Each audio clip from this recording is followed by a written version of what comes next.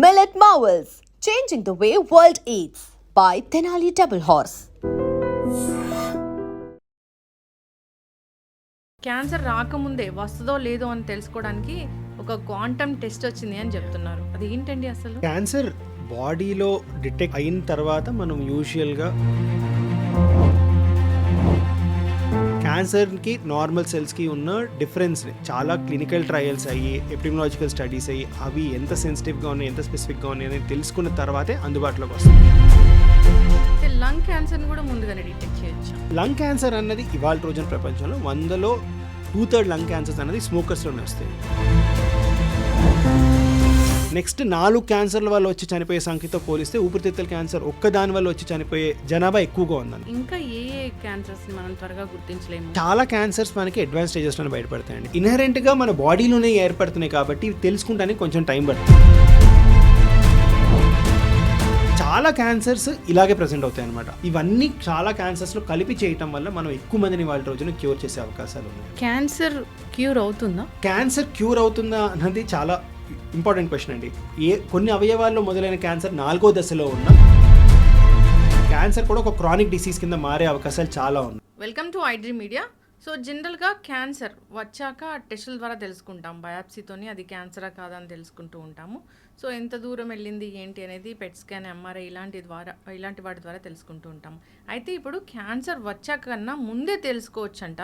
So క్వాంటమ్తో ముందే తెలుసుకోవచ్చు అని చెప్తున్నారు. అదొక కొత్తగా వచ్చిన టెస్ట్ అని చెప్తున్నారు.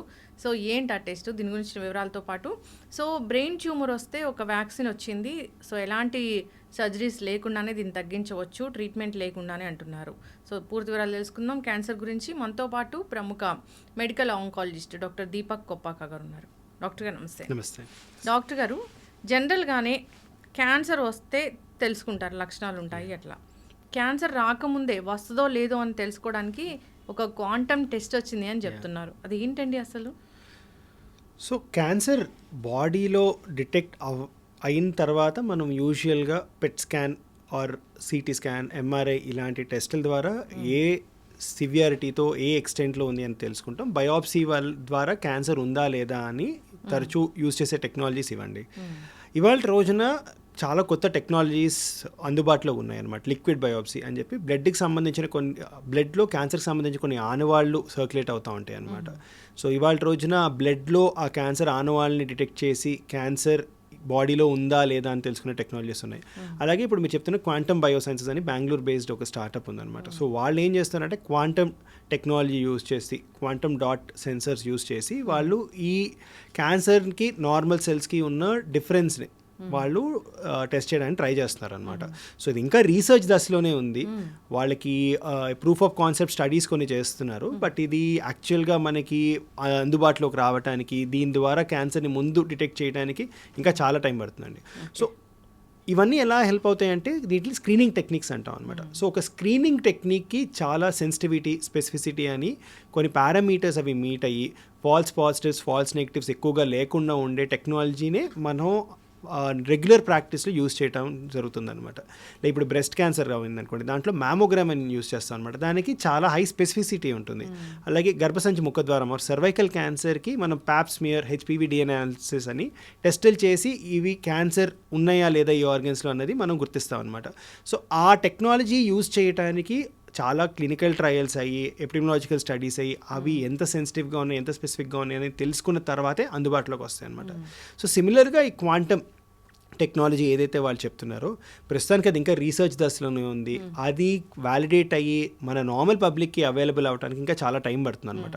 టెక్నాలజీ కొత్తగా ఉంది, కానీ దీంట్లో ఈ టెస్ట్కి ఉన్న సెన్సిటివిటీ ఎంత, దీనికి ఉండే స్పెసిఫిసిటీ ఎంత, నిజంగా క్యాన్సర్ ఉన్న వాళ్ళలోనే ఇది డిటెక్ట్ చేస్తుందా, క్యాన్సర్ లేకుండా కొన్నిసార్లు బై మిస్టేక్ ఈ టెస్ట్కి ఉన్న ఇన్హెరెంట్ బయాసెస్ ఆర్ ఫ్లాస్ వల్ల వాళ్ళలో కూడా డిటెక్ట్ చేయడం జరుగుతుందా, డిటెక్ట్ చేసిన తర్వాత మనం ముందుకు ఎలా వెళ్ళాలి, ఇలాంటి చాలా ఇన్ఫర్మేషన్ రావాల్సి ఉందండి ఇంకా. సో టెక్నాలజీ ఉంది, కానీ ఈ టెక్నాలజీ ఎంతవరకు మనకి ప్రాక్టీస్కి వైబుల్ అవుతుంది, ఈ టెక్నాలజీకి ఎంత కరెక్ట్ ఆన్సర్ ఇచ్చే ఇది వ్యాలిడిటీ ఉంది అన్నది ఇంకా మనం టెస్ట్లోనే ఉన్నాం అనమాట. ఇప్పుడు జనరల్గా ఈ టెస్ట్తో కాకుండా బ్లడ్ టెస్ట్తో కూడా క్యాన్సర్ వస్తో రాదో తెలుసుకోవచ్చా? సో అలాంటి టెస్ట్లు ఆల్రెడీ అందుబాటులో ఉన్నాయండి. ఇప్పుడు యూకేలో చాలా ట్రయల్స్ జరిగాయి అనమాట. ఒక సింపుల్ ఎగ్జాంపుల్ చెప్తాను. యూకేలో ఒక స్టడీ చేశారు. ఒక స్పూటం ద్వారా, ఉమ్ము ద్వారా వాళ్ళు పాలిజెనిక్ రిస్క్ స్కోర్ అని చెప్పేసి ఒక రిస్క్ స్కోర్ క్యాలిక్యులేట్ చేసి ప్రాస్టేట్ క్యాన్సర్ వస్తుందా రాదా అన్న స్టడీ చేశారనమాట. అది న్యూ ఇంగ్లాండ్ జర్నల్ ఆఫ్ మెడిసిన్లో కూడా పబ్లిష్ అయింది.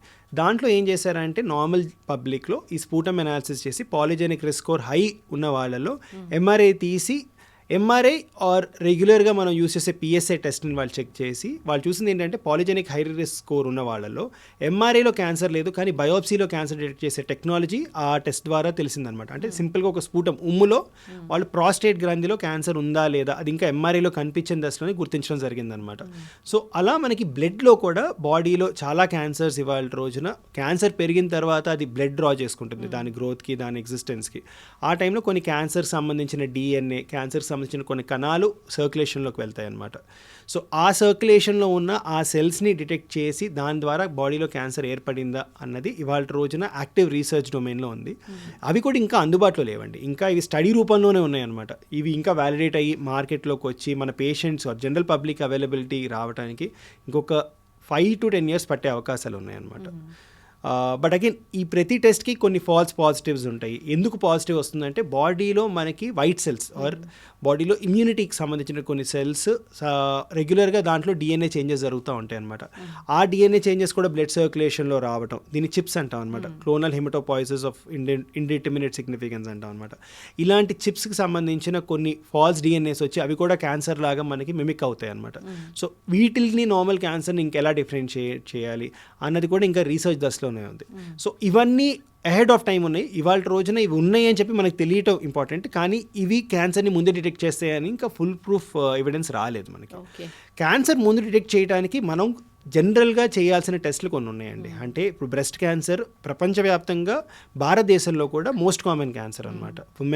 విమెన్లో ఈ బ్రెస్ట్ క్యాన్సర్కి ఆల్రెడీ మ్యామోగ్రామ్ అనే టెస్ట్ అందుబాటులో ఉంది. మనకి అన్ని డయాగ్నోస్టిక్ సెంటర్స్ పెద్ద పెద్ద డయాగ్నోస్టిక్ చైన్స్లో ఆల్రెడీ అందుబాటులో ఉన్నాయి అనమాట. సో 40 years పైబడిన వాళ్ళు ఖచ్చితంగా మ్యామోగ్రామ్ చేయించుకుంటే బ్రెస్ట్లో క్యాన్సర్ ఏర్పడే ముందు ఆల్మోస్ట్ 4 years or 5 years ముందే మనం డిటెక్ట్ చేయొచ్చు అనమాట. సో ఆల్రెడీ అందుబాటులో ఉన్నాయి.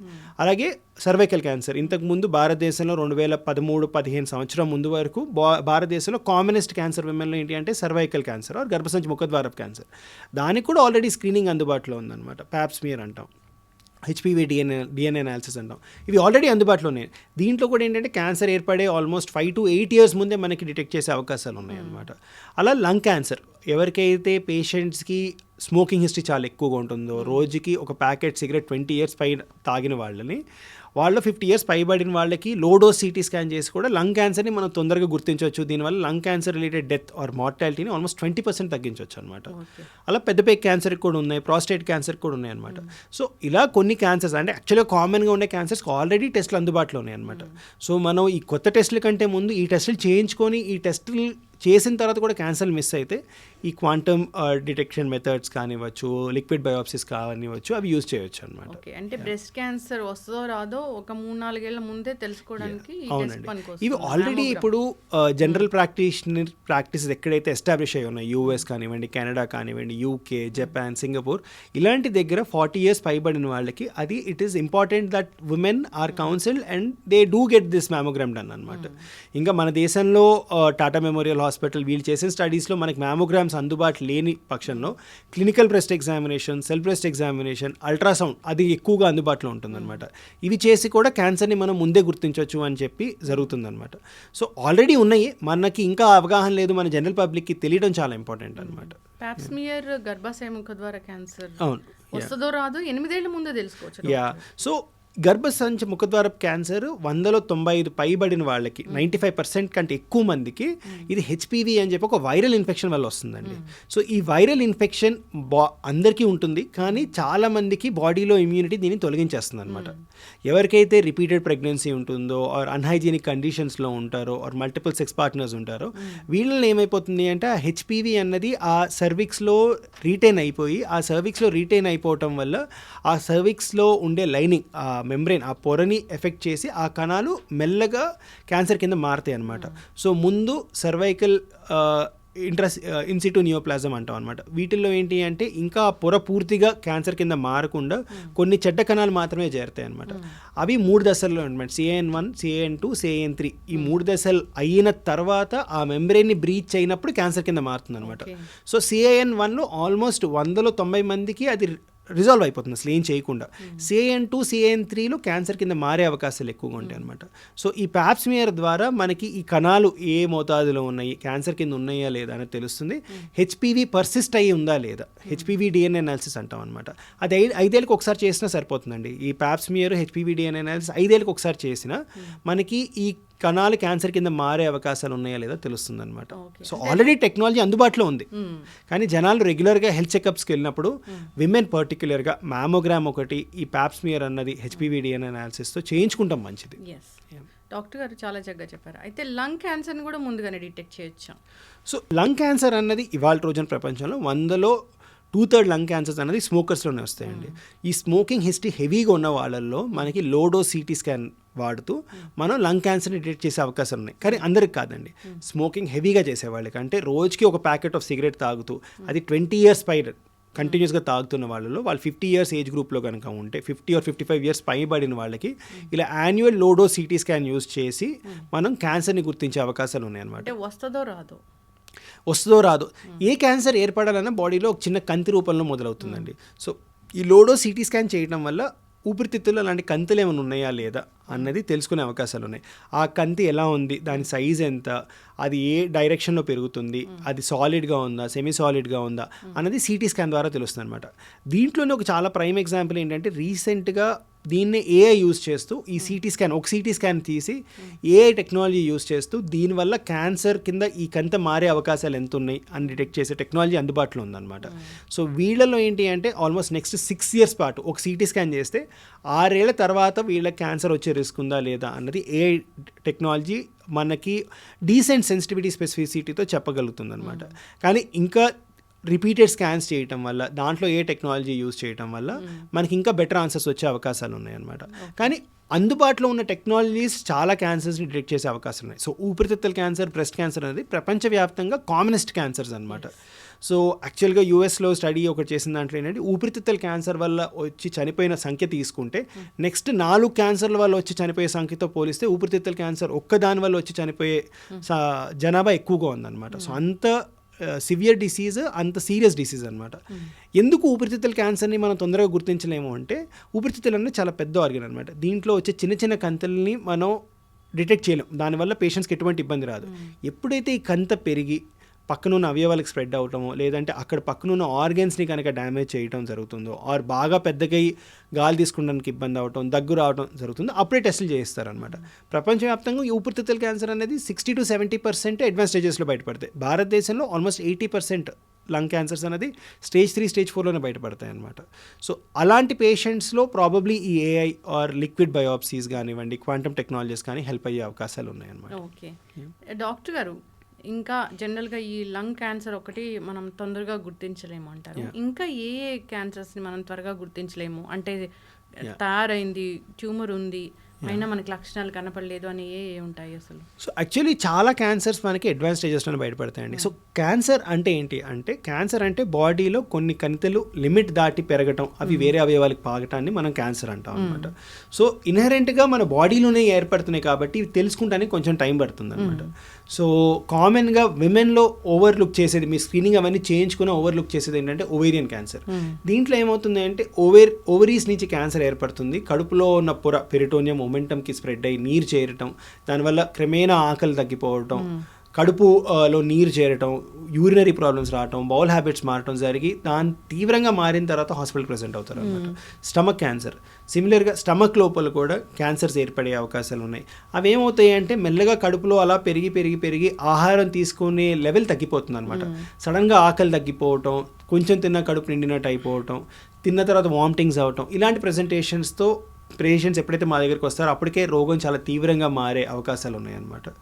సో చాలా క్యాన్సర్స్ ఇలాగే ప్రజెంట్ అవుతాయి అన్నమాట. అందుకనే మేము పేషెంట్స్ చెప్పేది ఏంటంటే, మీరు ఎటువంటి యాక్టివ్ ఇంటర్వెన్షన్ లేకుండా, మీరు ఏమీ చేయకపోయినా బరువు తగ్గుతున్నా, కొంచెం తిన్నా కడుపు నిండిపోయినట్టు అవుతున్నా, లేదంటే బౌల్ హ్యాబిట్స్ ఏ చేంజ్ లేకుండా డైట్లో ఏం ఫిజికల్ యాక్టివిటీ చేంజెస్ లేకుండా బౌల్ హ్యాబిట్స్ మారిన, అంటే విరోచనాలు ఎక్కువైపోవటం, అలా కొన్ని రోజులు మరి కాన్స్టిపేషన్ ఎక్కువ అవటం, ఆర్ స్టూల్లో కన్సిస్టెన్సీ మారటం, దాంట్లో బ్లడ్ రావటం, ఇలాంటి ఇబ్బందులు ఉంటే నెగ్లెక్ట్ చేయకుండా ముందు డాక్టర్ని సంప్రదించాల్సిన అవసరం చాలా ఉందన్నమాట. ఇవి నెగ్లెక్ట్ చేసే కొద్దీ బాడీలో ఇవి పెరిగి బాడీ మనకి ఇస్తున్న సైన్స్ని మనం ఓవర్లుక్ చేయటం వల్ల ఇవి తీవ్రంగా మారే అవకాశాలు చాలా ఉన్నాయి అన్నమాట. ఇప్పుడు జనరల్గా క్యాన్సర్ ఏ అవయవానికి వచ్చినా కానీ ఒక లక్షణం ఉంటుంది, గుర్తుపట్టవచ్చు అంటే ఒక్కొక్క ఆర్గానికి సంబంధించిన ఇబ్బంది అలా ఉంటుందండి. ఇప్పుడు నోట్లో చాలా రోజులు 2-3 వారాలు పైబడి అల్సర్ ఉండదు, హీల్ అవ్వకుండా అది మెల్లగా గట్టిగా అయిపోయి నోరు తెరవడానికి ఇబ్బంది అవ్వటం ఖచ్చితంగా డాక్టర్ని సంప్రదించాల్సిన ఒక ఇండికేషన్ అనమాట. సిమిలర్గా సడన్గా వాయిస్ మారింది, ఏం చేంజ్ లేకుండా, జలుబు దగ్గు లేకుండా వాయిస్ మారింది, ఇది కూడా వెళ్ళి డాక్టర్ని సంప్రదించాల్సిన అవసరం. వాయిస్ మారితే కూడా సడన్గా ఏమీ లేకుండా, జలుబు దగ్గు ఏమీ లేకుండా సడన్గా హోర్స్నెస్ ఆఫ్ వాయిస్ అంటాం అనమాట. ఆ వోకల్ కార్డ్స్కి వచ్చే నరం, లెఫ్ట్ సైడ్ వోకల్ కార్డ్కి వచ్చే నరం ఇక్కడ మొదలై కిందకి వెళ్ళి యూటర్న్ తీసుకొని పైకి వచ్చి ఆ ఆర్గానికి సప్లై చేస్తుంది అనమాట. సో ఊపిరితిత్తుల్లో ఏమైనా ప్రాబ్లం ఉంది, ఆర్ అక్కడ ఏమైనా లింఫ్ నోడ్స్ కట్టే, ట్యూబర్క్లోసిస్ వల్ల కూడా అవ్వచ్చు, క్యాన్సర్ అనే కాదు, ట్యూబర్క్లోసిస్ వల్ల కూడా ఇక్కడ లింఫ్ నోడ్స్ ఏర్పడి ఈ నరాన్ని డ్యామేజ్ చేయొచ్చు. సో సడన్గా ఏం ఎక్స్ప్లెనేషన్ లేకుండా వాయిస్ ఎందుకు మారుతుందండి? జలుబు చేసిందంటే అర్థం చేసుకోవచ్చు, ఏమీ లేకుండా వాయిస్ ఎందుకు మారుతుంది? అలాంటివి ఏమైనా ఉంటే నెగ్లెక్ట్ చేయకూడదు. దగ్గు వస్తుంది, 3 వారాలు పైబడి 4 వారాలు పైబడి దగ్గు వస్తుంది, దాంట్లో కళ్ళు పడుతుంది, రక్తం కనిపిస్తుంది, నెగ్లెక్ట్ చేయకూడదు సిమ్టమ్స్ అనమాట. ఏ ఎక్స్ప్రెషన్ లేకుండా ఆకలి తగ్గిపోయింది, వాంతులు అవుతున్నాయి రిపీటెడ్గా, కొంచెం తిన్నా కడుపు నిండినట్టు అవుతుంది, ఖచ్చితంగా డాక్టర్ని సంప్రదించాల్సిన అవసరం. ఇవన్నీ క్యాన్సర్కి లక్షణాలు అని కాదు, బాడీలో ఏదో ఒక ప్రాబ్లం ఉంది, అల్సర్ అవ్వచ్చు, కడుపు లోపల ఏదో ఒక ప్రాబ్లం, దానికి మేనిఫెస్టేషన్స్ ఇస్తుంది, బాడీ సిగ్నల్స్ ఇస్తుంది, మనం దాన్ని ఓవర్లుక్ చేయకుండా డాక్టర్ని సంప్రదించాల్సిన అవసరం చాలా ఉంది. ఓకే, అయితే లివర్ క్యాన్సర్ని కూడా ముందుగానే డిటెక్ట్ చేయొచ్చా? సో లివర్ క్యాన్సర్ అనేది చాలా ట్రిక్కీ అండి. సో లివర్లో క్యాన్సర్ ఎలా ఏర్పడుతుంది? లివర్కి ఒక ప్రత్యేకమైన నేచర్ ఉంటుందండి. మనం సగం లివర్ తీసేసిన మనిషికి మిగిలిన లివర్ రీజనరేట్ అవుతుంది, అది లివర్కి ఉన్న బేసిక్ ప్రాపర్టీ. కానీ ఈ లివర్కి కాన్స్టెంట్ డ్యామేజెస్ అవుతున్నాయి. ఎలాంటి డ్యామేజెస్? ఆల్కహాల్ తీసుకుంటాం వల్ల. ఆల్కహాల్ అనేది లివరే మెటబలైజ్ చేసి బయటకు పంపించాలన్నమాట. సో ఈ ఆల్కహాల్ తీసుకుంటాం వల్ల లివర్ సెల్స్ ఇంజ్యూర్ అవుతాయి. Or viral infection, hepatitis B, hepatitis C, ఇలాంటి ఇన్ఫెక్షన్ లివర్ లోపల ఉండిపోవటం వల్ల ఈ వైరస్ రిపీటెడ్గా లివర్ని డ్యామేజ్ చేస్తూ ఉంటుంది. అండ్ ఇవాళ రోజున చాలా పెద్ద ప్రాబ్లమ్ ఫ్యాటీ లివర్. ఎవరైతే ఒబీస్గా ఉంటారో ఆర్ మెటబాలిక్ డిజార్డర్స్ ఉంటాయో వాళ్ళలో లివర్ లోపల ఫ్యాట్ డిపాజిట్ అవటం వల్ల ఈ ఫ్యాట్ కూడా రిపీటెడ్గా లివర్ సెల్స్ని ఇంజూర్ చేస్తూ ఉంటాయి. ఐటీ పీపుల్లో 80% ఆఫ్ ద ఐటీ పీపుల్ ఈ ఫ్యాటీ లివర్తో ఇబ్బంది పడుతున్నారు. ఎగ్జాక్ట్లీ. సో వీళ్ళలో ఏమైపోతుందంటే లివర్కి ఇన్హెరెంట్గా దాన్ని తాను రిపేర్ చేసుకొని రీజనరేట్ అయ్యే కెపాసిటీ ఉంటుంది. కానీ ఇలా క్రానిక్గా రిపీటెడ్గా లివర్కి ఇంజురీ అవ్వటం వల్ల ఈ రిపేర్ మెకానిజమ్స్, ఈ రీజనరేషన్ మెకానిజం అబ్నార్మల్ కింద మారి క్యాన్సర్ కింద మారుతాయి అనమాట. ఒక రోజులో కావండి ఇవి రిపీటెడ్ ఇన్సల్ట్స్ అవ్వటం వల్ల ఈ లివర్ మెల్లగా సిరోటిక్ కింద మారిపోతుంది అనమాట. లివర్ డ్యామేజ్ని సిరోసిస్ అంటాం అనమాట. ఆ సిరోసిస్ రావటం వల్ల ఏమిటి, ఒకవైపు ఏమో డ్యామేజ్ అవుతూ ఉంటుంది, ఒకవైపు ఏమో లివర్ రీజనరేట్ అవుతానికి ట్రై చేస్తూ ఉంటుంది. ఈ డ్యామేజ్ రిపేర్ రీజనరేషన్ ప్రాసెస్లో ఎక్కడో మిస్ఫైర్ అయిపోయి కణాలు చెడ్డ కణాల కింద మారి క్యాన్సర్ కింద ఏర్పడతాయి అన్నమాట. సో చాలామంది సిరోసిస్ని నెగ్లెక్ట్ చేస్తారు, క్యాన్సర్ వరకు రారు, అసలు సిరోసిస్ని నెగ్లెక్ట్ చేస్తారు. ఆ సిరోసిస్ క్రమేణా అలా డ్యామేజ్ చేసి క్యాన్సర్ కింద మారుతుంది అనమాట. ఇది ఒక రోజులో అయ్యేది కాదు, ఇది చాలా రోజుల పాటు జరిగిన డ్యామేజ్ వల్ల లివర్లో క్యాన్సర్ ఏర్పడుతుంది అనమాట. అది ఏర్పడిన తర్వాత ఏమైపోతుంది, ఒకవైపు లివర్ సిరోసిస్ వల్ల డ్యామేజ్ అవుతుంది, ఇంకొకటి క్యాన్సర్ ఏర్పడటం వల్ల ఉన్న లివర్ లోపల ఉన్న కొన్ని మంచి కణాలు కూడా క్యాన్సర్ కింద మారిపోవటం వల్ల చాలా ఫాస్ట్గా డిటీరియేట్ అవుతారు అనమాట. సో లివర్లో క్యాన్సర్ ఏర్పడి పేషెంట్ ప్రెజెంట్ అయ్యేటప్పటికల్లా చాలా లేట్ స్టేజ్లోనే మనకు తెలుస్తుంది. తొందరగా ఎలా తెలుసుకోవాలంటే రెగ్యులర్గా హెల్త్ స్క్రీనింగ్ చేస్తున్నప్పుడు ఫ్యాటీ లివర్ కానివ్వండి, ఇవాళ రోజున ఫ్యాటీ లివర్కి ఇండికేషన్ లేదు కానీ హెపటైటిస్ బి, హెపటైటిస్ సి పేషెంట్స్కి రెగ్యులర్గా అట్లీస్ట్ 3 to 6 month ఇంటర్వెల్లో అల్ట్రాసౌండ్ చేయించుకొని లివర్లో ఎలాంటి మార్పులు వస్తున్నాయి, సిరోసిస్ ఎలా వర్సన్ అవుతుంది, సిరోసిస్లో నాడ్యూల్స్ ఎలా మారుతున్నాయి అనేది రెగ్యులర్గా చెక్ చేసుకుంటాం. ఆల్రెడీ రికమెండేషన్లో ఉందన్నమాట. కానీ నాష్ ఆర్ ఎవరైతే steato hepatitis, non alcoholic steato hepatitis అంటే ఫ్యాటీ లివర్ వల్ల వచ్చే లివర్ డ్యామేజ్ వాళ్ళకి ఇంకా గైడ్లైన్స్ లేవు, రీసెర్చ్ వెళ్తుంది ఆ డైరెక్షన్లో. వీళ్ళకి కూడా ఎలా స్క్రీన్ చేస్తే మనం క్యాన్సర్ ఏర్పడకుండా లివర్ని కాపాడుకోగలటం అనేది తెలుస్తుంది అనమాట. వీటన్నిటికంటే ముందు అట్లీస్ట్ ఆల్కహాల్ ఇంకా ఫ్యాటీ లివర్ ఇవి మనం అవాయిడ్ చేసి వీటికి దూరంగా ఉంటే మనం లివర్ని కాపాడుకునే వాళ్ళం అవుతాం అనమాట. ఇప్పుడు బ్రెయిన్ ట్యూమర్కి వ్యాక్సిన్ వచ్చింది అని చెప్తున్నారు, అది ఏంటి డాక్టర్ గారు? సో వ్యాక్సిన్స్ అన్నవి క్యాన్సర్లో చాలా రోజుల నుంచి ఆల్రెడీ ఉన్నాయండి. సింపుల్ ఎగ్జాంపుల్ గర్భసంచి ముఖద్వారపు క్యాన్సర్, లివర్ క్యాన్సర్, ఇందాక మనం మాట్లాడుకున్నట్టు ఇవి 2 వైరస్ వల్ల వచ్చే క్యాన్సర్స్ అనమాట. వీటిలో ఆల్రెడీ వ్యాక్సిన్స్ అందుబాటులో ఉన్నాయి. ఇవాళ రోజున Indian government 2 years back bill కూడా పాస్ చేసింది ఈ వ్యాక్సిన్ మనకి ఇండియన్ ఇమ్యూనైజేషన్ ప్రోగ్రాంలో ఇంకాపరేట్ చేయాలని. ఈ వ్యాక్సిన్స్ వాడటం వల్ల బాడీలో వైరస్ ఎఫెక్ట్ రాకుండా, దానివల్ల క్యాన్సర్ ఏర్పడకుండా ఆల్రెడీ వ్యాక్సిన్స్ అందుబాటులో ఉన్నాయి. ఇదే టెక్నాలజీని యూస్ చేస్తూ బాడీలో ఆల్రెడీ ఏర్పడిన క్యాన్సర్స్ని వ్యాక్సిన్స్ ద్వారా తొలగించవచ్చా అన్న రీసెర్చ్ యాక్టివ్గా జరుగుతుందండి. చాలా క్యాన్సర్స్లో ఇవి ఆల్రెడీ ప్రాస్టేట్ క్యాన్సర్లో కావచ్చు, లంగ్ క్యాన్సర్లో కావచ్చు, ఇవి వాడటం జరిగింది. ఇవి చాలా సందర్భాల్లో phase 3 క్లినికల్ ట్రయల్స్కి వచ్చేటప్పటికల్లా ఫెయిల్ అయ్యాయి అనమాట. సో వ్యాక్సిన్స్ వల్ల అంత బెనిఫిట్ లేదు అని చెప్పి చాలా క్యాన్సర్స్లో ఆల్రెడీ వాళ్ళు ఎస్టాబ్లిష్ చేశారనమాట. కానీ కొన్ని రకాల క్యాన్సర్స్లో లైక్ బ్లాడర్ క్యాన్సర్, ఇంకా మెలనోమాలో ఈ వ్యాక్సిన్స్ని కొంచెం జెనెటిక్గా మాడిఫై చేసి బయో ఇంజనీరింగ్ టెక్నాలజీ ద్వారా ఈ వ్యాక్సిన్స్ని మాడిఫై చేసి యూజ్ చేయటం వల్ల ఈ క్యాన్సర్స్ తగ్గాయి. సో స్కిన్ లీజన్స్, మెలనోమా అని ఒక స్కిన్ క్యాన్సర్లో స్కిన్ లీజన్ లోపల ఈ వైరల్ వ్యాక్సిన్స్ని ఇంజెక్ట్ చేయటం వల్ల క్యాన్సర్స్ తగ్గటం ఆల్రెడీ చూపించారు. బ్లాడర్ క్యాన్సర్లో కూడా ఇంకా అడ్వాన్స్ స్టేజెస్లో లేకుండా బ్లాడర్లో నాన్ మజిల్ ఇన్వేసివ్ స్టేజ్లో ఉన్నప్పుడు ఈ వ్యాక్సిన్స్ యూజ్ చేయడం వల్ల క్యాన్సర్ తగ్గుతుంది అని చెప్పి ఆల్రెడీ ఎస్టాబ్లిష్ అయ్యారు. కానీ బ్రెయిన్ ట్యూమర్లో ఇది ఇంకా ర్యాట్ ఎక్స్పెరిమెంట్స్లోనే ఉందండి. వీళ్ళు ఏం చేశారంటే mRNA వ్యాక్సిన్ యూజ్ చేస్తూ ఈ బ్రెయిన్ ట్యూమర్లో మౌస్లో గ్లయోబ్లాస్టోమా ని ఇండ్యూస్ చేసి ఈ వ్యాక్సిన్ ఇంజెక్ట్ చేసి దాన్ని తగ్గించడం జరిగిందనమాట. సో అది చూసిన తర్వాత హ్యూమన్ ట్రయల్స్లో దాన్ని ఆల్రెడీ ఇంట్రడ్యూస్ చేస్తున్నారు. సిమిలర్గా రష్యాలో కూడా వ్యాక్సిన్స్ యూజ్ చేస్తున్నారని చెప్పారనమాట. సో రష్యన్ వ్యాక్సిన్స్ ఏంటి అంటే ట్యూమర్కి సంబంధించిన కొన్ని యాంటీజెన్స్ని వాళ్ళు ఆర్టిఫిషియల్ ఇంటెలిజెన్స్ ద్వారా ఐడెంటిఫై చేసి దానికి సంబంధించిన టైట్రేటెడ్ mRNA వ్యాక్సిన్స్ యూజ్ చేసి దీనివల్ల క్యాన్సర్ తగ్గుతుంది అన్న ఒక హైపోథసిస్ని వాళ్ళు మళ్ళీ ర్యాట్ ఎక్స్పెరిమెంట్స్, ఈ ప్రీ క్లినికల్ ఎక్స్పెరిమెంట్స్ అంటాం అనమాట, వాటిలో స్టడీ చేశారు. ఇప్పుడు హ్యూమన్ ఎక్స్పెరిమెంట్స్కి వచ్చేయండి. వీటి సక్సెస్ రేట్ ఎలా ఉంటుంది అనేది మనకి హ్యూమన్ క్లినికల్ ట్రయల్స్ అయిన తర్వాత తెలుస్తుంది. ఇవి అందుబాటులో ఉన్నాయా అంటే లేవు. ఎలా అందుబాటులో ఉంటాయంటే క్లినికల్ ట్రయల్లో మీరు పార్టిసిపేట్ చేస్తే ఆ క్లినికల్ ట్రయల్ ద్వారా మనకి మందులు అందుబాటులో ఉన్నాయి తప్ప రెగ్యులర్ యూస్కి ఇంకా ఇవి లేవండి. ఓకే, అయితే క్యాన్సర్ వచ్చింది అని తెలిసినప్పుడు వాళ్ళకి ట్రీట్మెంట్ అంటే మందులతోనా, సర్జరీతోనా, ఇంకా రేడియేషన్తోనా, ఎలా డాక్టర్ గారు? సో ఇది ఎలా ఉంటుందంటే ఒక్కొక్క ఆర్గన్కి ఒక్కొక్క ట్రీట్మెంట్ చేస్తామండి. సో అది దేని బట్టి ఉంటుంది అంటే లోకల్గా ట్యూమర్ తిరిగి వస్తుందా, లేదంటే వేరే అవయవాల్లో తిరిగి వస్తుందా, ఆ ఆర్గన్ని మనం తీసేయటం వల్ల ఫంక్షనాలిటీ, మనిషి క్యాన్సర్ని జయించిన తర్వాత తను రెగ్యులర్ పని చేసుకోగలుగుతాడా లేదా అన్న చాలా ఫ్యాక్టర్స్ని కన్సిడర్ చేసుకొని మనం ట్రీట్మెంట్ ఇవ్వడం జరుగుతుంది అనమాట. సో చాలా క్యాన్సర్స్ ఏంటంటే లోకల్గా చాలా తీవ్రంగా ఉండటం వల్ల వాళ్ళు సర్జరీ అన్న ఆప్షన్ ప్రిఫర్ చేస్తాం అనమాట. కొంతమందికి ఏమైపోతుందంటే ఇప్పుడు థ్రోట్లో వచ్చే క్యాన్సర్ సర్జరీ చేయాలంటే పేషెంట్కి ఈ ఆర్గన్ తీసేయాలి, దానివల్ల మాట రావడానికి ఉండదు, పేషెంట్ ఆహారం తీసుకోవడానికి కష్టం అవుతుంది. సో వీటిలో ఆర్గన్ ప్రిజర్వేషన్ స్ట్రాటజీస్ యూజ్ చేయటం, వీళ్ళు రేడియేషన్ యూజ్ చేయటం చాలా కామన్గా చేస్తాం అనమాట. లైక్ సర్విక్స్, గర్భసంచి ముఖద్వారపు క్యాన్సర్ కానివ్వండి, వీటిల్లో ఆర్గన్ ప్రిజర్వ్ చేయడం కోసం మనం రేడియేషన్ అనే టెక్నాలజీ వాడతాం. సర్జరీ, రేడియేషన్ ఈ 2 టెక్నిక్స్ ఏంటంటే లోకల్గా ట్యూమర్ని బాగా కంట్రోల్ చేస్తాయి అనమాట. కానీ ట్యూమర్కి ఉన్న ఇంకొక లక్షణం ఏంటంటే పాకటం, వేరే అవయవాలకు వెళ్ళే అవకాశాలు ఉంటాయి అనమాట. వాటిని కంట్రోల్ చేయడం కోసం కీమోథెరపీ, టార్గెటెడ్ థెరపీ, ఇమ్యూనోథెరపీ లాంటి ట్రీట్మెంట్స్ యూస్ చేయడం జరుగుతుంది అనమాట. ఇవన్నీ చాలా క్యాన్సర్స్లో కలిపి చేయటం వల్ల మనం ఎక్కువ మందిని వాళ్ళ రోజున క్యూర్ చేసే అవకాశాలు ఉన్నాయన్నమాట. ఓకే, క్యాన్సర్ క్యూర్ అవుతుందా? సో క్యాన్సర్ క్యూర్ అవుతుందా అన్నది చాలా ఇంపార్టెంట్ క్వశ్చన్ అండి. క్యాన్సర్ ఎప్పుడు క్యూర్ అవుతుంది? సో ఒకటి, క్యాన్సర్ ఏ అవయవంలో మొదలైంది. కొన్ని అవయవాల్లో మొదలైన క్యాన్సర్ 4వ దశలో ఉన్న క్యూర్ అయ్యే అవకాశాలు ఉన్నాయి. లైక్ లింఫోమాస్, కొన్ని రకాల టెస్టిక్యులర్ ట్యూమర్స్, ఇలాంటివి అడ్వాన్స్ స్టేజ్లో ఉన్న క్యూర్ అయ్యే అవకాశాలు ఉన్నాయి అన్నమాట. కానీ ఎక్కువ వరకు క్యాన్సర్ని మనం తొందరగా గుర్తిస్తే, ఎర్లీ స్టేజెస్లో గుర్తిస్తే క్యూర్ రేట్స్ అన్నవి సిగ్నిఫికెంట్గా పెరుగుతాయి. స్టేజ్ పెరిగే కొద్దీ క్యాన్సర్ బాడీలో ఎంత పాకింది అనే దాన్ని బట్టి క్యూర్ రేట్స్ తగ్గుతూ ఉంటాయి అన్నమాట. కానీ ఇవాళ రోజున టెక్నాలజీ వల్ల అసలు క్యాన్సర్ బాడీలో ఎందుకు ఏర్పడిందో తెలుసుకొని దానికి తగ్గట్టుగా టార్గెటెడ్ థెరపీస్, ఇమ్యూనోథెరపీస్ ఇవ్వటం వల్ల 4వ దశలో క్యాన్సర్ ఉన్న పేషెంట్ లైఫ్ స్పాన్ మనం గణనీయంగా పెంచడానికి వీలవుతుంది అనమాట. సింపుల్ ఎగ్జాంపుల్ ఏంటంటే ఒక రకమైన లంగ్ క్యాన్సర్ ఉంటుంది అనమాట. అవి మ్యూటేషన్ డ్రివెన్ లంగ్ క్యాన్సర్స్ అంటాం. వాళ్ళలో జను మార్పిడి రావటం వల్ల, ఆల్క్ అని ఒక జను మార్పిడి రావటం వల్ల క్యాన్సర్ ఏర్పడుతుంది. వీళ్ళలో జస్ట్ ఒక ట్యాబ్లెట్ యూస్ చేయడం వల్ల పేషెంట్ లైఫ్ స్పాన్ ఆ ట్యాబ్లెట్ మీద ఆల్మోస్ట్ 7-8 years ఉంటుంది. సింపుల్గా మనకి ఒకప్పుడు హైపర్ టెన్షన్కి, డయాబెటీస్కి ఇలాగే మొదలైందనమాట ట్రీట్మెంట్. సో ఒకప్పుడు డయాబెటీస్ వచ్చింది అంటే పేషెంట్ చనిపోతారు అనుకున్నప్పుడు వాళ్ళకి ఇన్సులిన్ అని ఒక మందు అందుబాటులో రావటం, దాని తర్వాత అవి ట్యాబ్లెట్స్ రూపంలో వేరే మందులు రావటం వల్ల వాళ్ళ రోజున diabetic patients life span normal అయిపోయింది.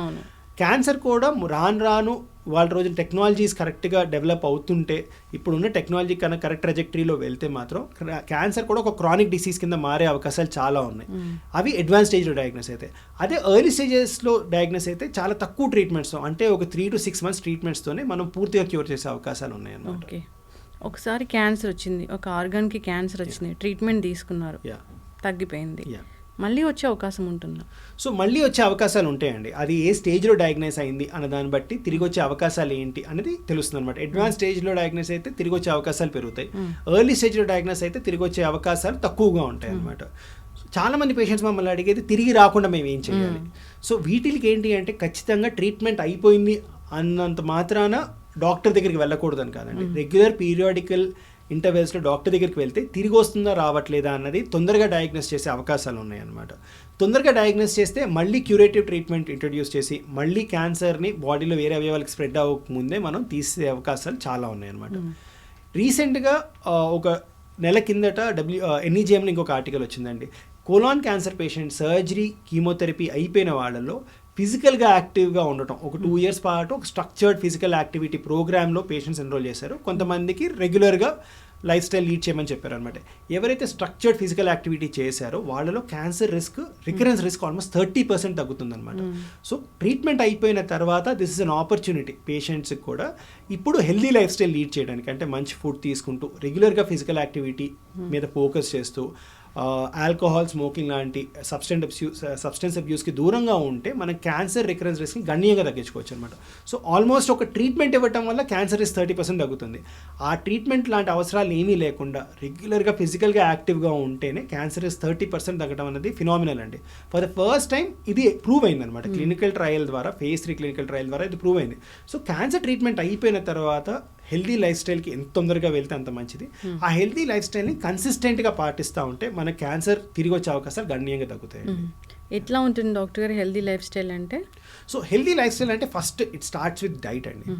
సో మళ్ళీ చాలా క్యాన్సర్స్లో మనకు తెలిసింది ఏంటి అంటే రెడ్ మీట్ అవాయిడ్ చేయాలి, ఫైబర్ కంటైనింగ్ డైట్ ఎక్కువగా తీసుకోవాలి, వెజిటేబుల్స్ ఎక్కువగా తీసుకోవాలి, కార్బ్ రెస్ట్రిక్షన్ ఉండాలి, అండ్ హై ప్రోటీన్ డైట్ తీసుకోవాలి.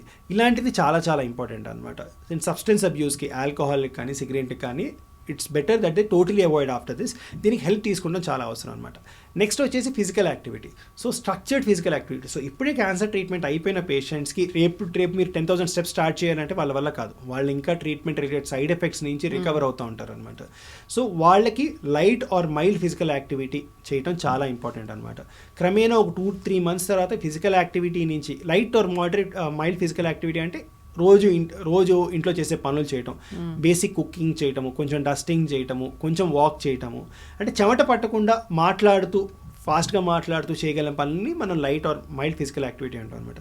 ఇది చేస్తూ ఒక 2-3 months తర్వాత మోడరేట్ ఫిజికల్ యాక్టివిటీకి రావడం ఇంపార్టెంట్ అనమాట. మోడరేట్ ఫిజికల్ యాక్టివిటీ అంటే బ్రిస్క్ వాక్ చేయటం, అట్లీస్ట్ ఒక 45 minutes to 1 hour brisk walk చేయటం, అంటే చెమట లాస్ట్ చేసే కొద్దీ పట్టే దాన్ని మనం మోడరేట్ ఫిజికల్ యాక్టివిటీ అంటాం అనమాట. ఆర్ మాట్లాడుతూ చేయగలిగిన యాక్టివిటీ, కానీ గట్టిగా మాట్లాడలేము ఆర్ పాట పాడలేము, ఆ ఎక్స్టెంట్ ఆఫ్ ఫిజికల్ యాక్టివిటీని మోడరేట్ అంటాం అనమాట. ఈ మోడరేట్ ఫిజికల్ యాక్టివిటీ అనేది వారానికి కనీసం 150 to 300 minutes చేయాలి. అంటే 150 to 300 minutes of moderate physical activity every week చేయటం వల్ల మన బాడీ అడాప్ట్ అవుతుంది, బాడీలో ఇమ్యూన్ మెకానిజమ్స్ బెటర్గా అవుతాయి, హార్మోనల్ ఇంబ్యాలెన్స్ సెటిల్ అవ్వడం వల్ల క్యాన్సర్ రిస్క్ తగ్గుతుంది అనమాట. ఒకసారి ఈ లెవెల్కి వచ్చిన తర్వాత ఇంకా మీరు చేయగలుగుతాము, మాలో శక్తి ఉంది, వీఆర్ ఫిజికలీ ఫిట్ అనిపిస్తే విగరస్ ఫిజికల్ యాక్టివిటీకి వెళ్తాం ఇంపార్టెంట్. విగరస్ ఫిజికల్ యాక్టివిటీ అనేది వారానికి 75 minutes to 150 minutes చేస్తే సరిపోతుంది అనమాట. చక్కగా చెప్పారు డాక్టర్ గారు. క్యాన్సర్ వచ్చి తగ్గిన తర్వాత అయితే వాళ్ళకి మానసికంగా దృఢంగా లేము అనే ఫీలింగ్ అనేది ఉంటుంది. అంటే మళ్ళీ వస్తుందేమోనని భయము.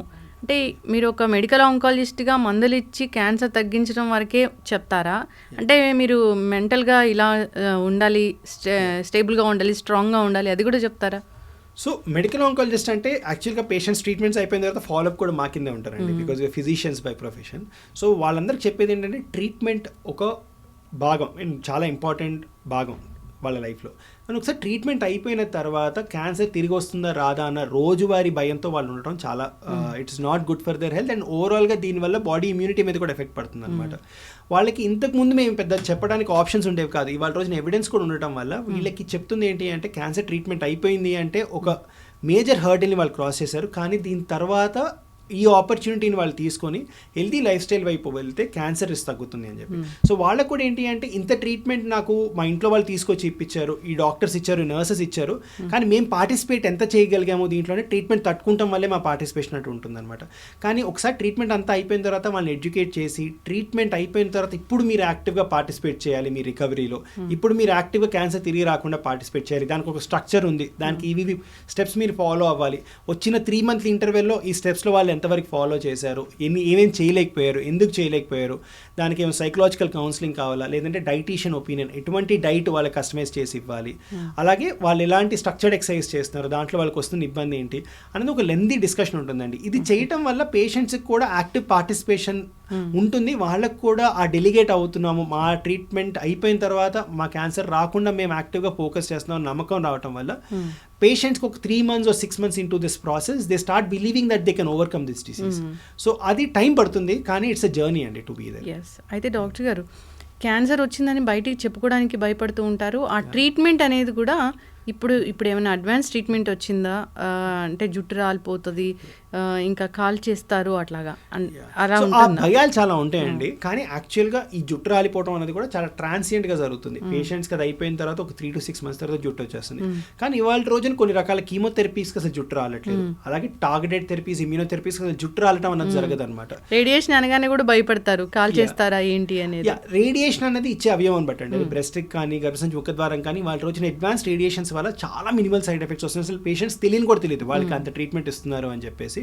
సో టెక్నాలజీ మనకి వాళ్ళ రోజున ఉన్న అడ్వాన్స్ టెక్నాలజీస్ వల్ల ఈ సైడ్ ఎఫెక్ట్స్ కూడా గణనీయంగా తగ్గాయి అనమాట.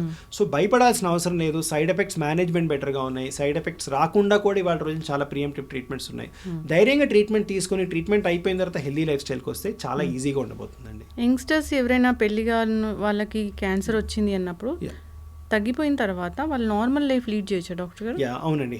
యంగ్స్టర్స్కి చాలా ఇంపార్టెంట్ అండి. Young and adolescent and young అడల్ట్స్కి క్యాన్సర్ ట్రీట్మెంట్స్ చేసే ముందు కొన్ని జాగ్రత్తలు తీసుకున్నాం. లైక్ స్పర్మ్ ప్రిజర్వేషన్, దాని తర్వాత ఓమం ప్రిజర్వేషన్ అని చెప్పేసి ఈ క్రయో ప్రిజర్వేషన్ టెక్నాలజీస్ యూస్ చేసుకుంటూ అవన్నీ ప్రిజర్వ్ చేసిన తర్వాత ట్రీట్మెంట్ అయిపోయిన తర్వాత they are usually back to their normal life. And మేము కొన్ని బ్లడ్ క్యాన్సర్ ట్రీట్ చేసిన పేషెంట్స్ రికవర్ అయిపోయి నార్మల్ అయిపోయి వాళ్ళు డాక్టర్స్ MBBS కోర్స్ పర్సూ చేస్తున్న వాళ్ళు కూడా చాలామంది ఉన్నారనమాట. So it is most often that they come back to their normal life. వీళ్ళు హెల్తీగా ఉంటారు, వీళ్ళ బోన్ మ్యారో రిజర్వ్స్ బాగుంటాయి కాబట్టి ట్రీట్మెంట్ బాగా టాలరేట్ చేసి ట్రీట్మెంట్ నుంచి క్యూర్ అయ్యే అవకాశాలు వీళ్ళలో చాలా ఎక్కువగా ఉంటాయి అనమాట. ఇప్పుడు మేల్ ఒక 40 వచ్చింది, ఫీమేల్ ఒక 40 వచ్చారు అన్నప్పుడు సో ఖచ్చితంగా వెళ్ళి అన్నట్లు ఇప్పుడు గర్భాశయ ముఖ ద్వారా క్యాన్సర్ టెస్ట్ ఫీమేల్లో అయితే అట్లా, బ్రెస్ట్ క్యాన్సర్కి సంబంధించి మ్యామోగ్రామ్ ఇలాంటి టెస్టులతో పాటు మేల్లో ఏముంటాయి డాక్టర్ గారు? సో మేల్లో 45 years తర్వాత కొలనోస్కోపీ అని ఒక టెస్ట్ చేయటం వల్ల పెద్ద పేగుకు సంబంధించిన క్యాన్సర్ గుర్తించవచ్చండి. యాక్టివ్ స్మోకింగ్ హిస్టరీ కనుకుంటే 50 years తర్వాత లోడోస్ CT స్కాన్ చేసి ఊపిరితిత్తుల క్యాన్సర్ని గుర్తించవచ్చు. 55 years తర్వాత PSA అనే టెస్ట్ చేసి ప్రాస్టేట్ క్యాన్సర్ని గుర్తించవచ్చు అనమాట. సో ఇవి కామన్గా మేల్లో వచ్చే క్యాన్సర్స్ అనమాట. ఇండియన్ కాంటెక్స్కి వచ్చేటప్పటికల్లా ఏంటి అంటే ఓరల్ క్యావిటీ, ఇండియన్ పేషెంట్స్ ఎవరికైతే టొబాకో యూస్ బాగా ఎక్కువగా ఉంటుందో, ఎవరైతే గుట్కా పాన్ కైన్ ఇలాంటివి తీసుకుంటూ ఉంటారో ఓరల్ క్యావిటీ స్క్రీనింగ్ 30 years తర్వాత చేయించుకున్నా మంచిదేనండి. సో ఇవి మెన్లో మేము అడ్వైస్ చేసే స్క్రీనింగ్ ప్రొసీజర్స్. ఓకే, అందరూ ఫాలో అవ్వాలని కోరుకుందాం డాక్టర్ గారు. క్యాన్సర్ వస్తే భయపడాల్సిన పని లేదు, చాలా అడ్వాన్స్ ట్రీట్మెంట్సే వచ్చాయి. ట్రీట్మెంట్ కూడా అంటే అన్నట్లుగా రేడియేషన్ అంటే ఇలా ఉంటుంది, కాల్ చేస్తారు, కీమోథెరపీ అంటే జుట్టు రాలిపోతుంది, అలాంటిది భయపడాల్సిన పని అయితే లేదు, అడ్వాన్స్ ట్రీట్మెంట్స్ అయితే వచ్చాయి. సో మానసికంగా దృఢంగా ఉంటే కనుక మీరు అన్నట్లుగా డాక్టర్ గారు ఇమ్యూనిటీ స్ట్రాంగ్గా ఉంటుంది, క్యాన్సర్ అనేది కూడా త్వరగా తగ్గిపోతుంది. చక్కటి ఇన్ఫర్మేషన్ అండి. సో ఫాలో అవ్వాలని కోరుకున్నాం. ధన్యవాదాలు. And don't forget to subscribe to iDream. And for more videos, please subscribe to iDream. Please subscribe to iDream. Please subscribe iDream. And please subscribe to iDream. For more videos, subscribe to iDream. please like, share and subscribe to the channel. Congratulations, iDream. Subscribe to iDream. Subscribe to iDream. So subscribe to iDream Media. iDream ki iDream team andarki huge congratulations. Please subscribe iDream Media. Please subscribe to iDream. Subscribe iDream. Please subscribe to iDream. I dream అంటే నా కళల ఛానల్ను subscribe చేసుకున్న నోరు తిరుగుతలేదు. మీరైతే గంట గుర్తు కొట్టండి. For more such videos, please subscribe to iDream. Subscribe to iDream. Please subscribe to iDream. Please subscribe iDream Media. Please do subscribe to iDream. Please subscribe to iDream Media. For best entertainment and information, please subscribe iDream.